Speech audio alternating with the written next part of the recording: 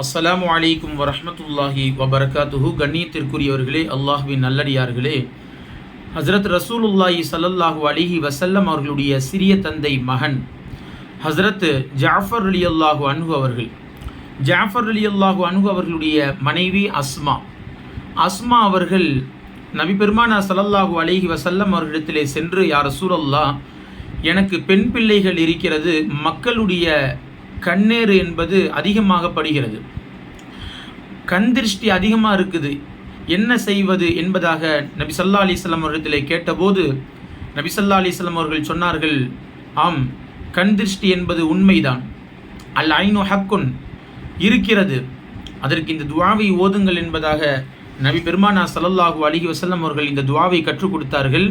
அஊது B கலிமாத்தில்லாஹி தாம்மா வமின் குல்லி ஷைத்தானி வஹாம்மா மின் குல்லி ஐனி வலாம்மா.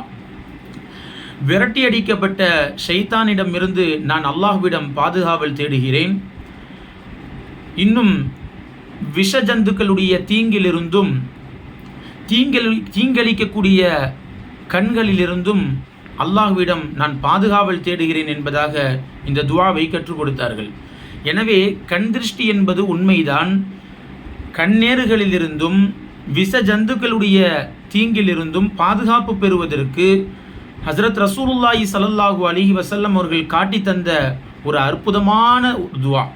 இந்த துஆவை இன்ஷா அல்லாஹ் நாம் தினந்தோறும் நாம் ஓதி கண் திருஷ்டியிலிருந்து, எல்லா விதமான கண்ணேறுகளிலிருந்து, விஷ ஜந்துக்களுடைய தீங்கிலிருந்தும் அல்லாஹ் நம் அனைவர்களையும் பாதுகாப்பானாக.